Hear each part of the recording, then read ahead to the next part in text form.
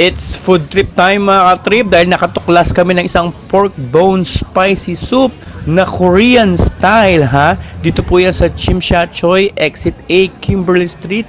At nakita nyo naman napakaraming tao kaya nakapila na kami dahil na-curious kami bakit ang daming tao rito. At in-order namin yung pinaka-trending nila na pork bone soup na may kasama na po siyang noodles. At syempre, yung kimchi, hindi mawawala. Kaya unang kulo pa lang dahil mukha siyang maanghang, mga katrip. At tinikman niya nung aking ka-date for today, yung aking misis. At yung unang higop, tinikman namin, okay lang, hindi masyadong maanghang, mga katrip. At tignan nyo naman yung pork bone. Itsura pa lang mukhang manggigigil ka na. Nakita nyo naman sobrang lambot na bali na sa chopstick. Sa tingin ko mga 10 years nilang pinakuluan to, mga katrip. Kaya it's sticky man time. At ang lasa,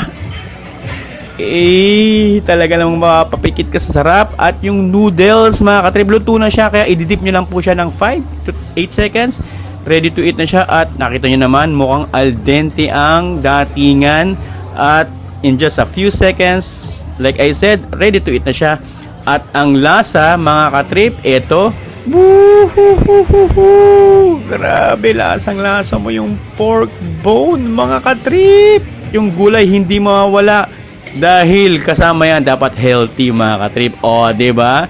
Sarap, saktong-sakto. And pag nabitin kayo sa soup, mga katrip, unlimited po yan. Pwede po kayo magpa-refill anytime. At yung kimchi, 1 to sawa din, unlimited. Ha?